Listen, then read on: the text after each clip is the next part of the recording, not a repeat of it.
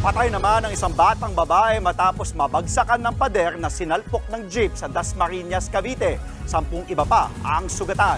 Nasa frontline ng balitang yan si Hannibal Talete.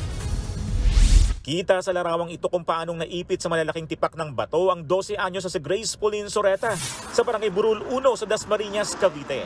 Dead on the spot ang biktima.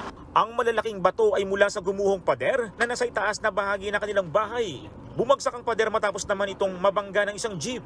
Bakit po yung jeep tapos biglang umatras? Hindi na nakontrol ng driver yung pagbulusok pa atras. Tumama po sa pader na yung pader na yun nabiyak. Tapos nabiyak yung pader tapos yung kabiyak na yun tumama sa bahay. Madaling nasira ang bahay na nabagsakan ng pader dahil gawa ito sa light materials. Ang tiyahin ng biktima na si Alfreda Ismabe, hindi lubos akalain na mangyayari ito sa kanyang pamangkin. Nagbabakasyon lang daw sa kanyang bahay ang bata na galing sa Batangas. Nandun sila sa sala. Yung nabagsakan, nandun siya sa sopa nakaupo. Tapos yung nanay nandun sa may sala nakahiga, ganun.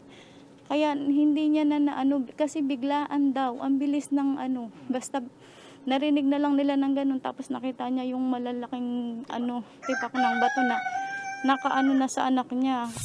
Laking panghihinayang ni Esmabe dahil achiever ang kanyang pamangkin at mag-high school na sana. Bukod sa nasawing biktima, nasugatan ng kanyang ina at ang bunsong kapatid. May 8 ring nagka-minor injuries. Nagpapagaling na sa ospital ang mga sugatan. Samantala, tinutugis na ng mga pulis ang driver ng jeep na agad tumakas matapos ang disgrasya. Posibleng siyang maharap sa reklamong reckless imprudence, resulting in homicide at multiple physical injuries. Pagkadating po namin doon, wala na po yung driver. Nagtataka nga kami bakit hindi po nahuli. Negligence po ng driver po yun. Nagbabalita mula sa frontline, Hannibal Talete, News 5. Mga kapatid, ako po si Ruth Cabal. Maging maalam at may pakialam sa mga may init at rumaratsyadang balita sa Frontline Express.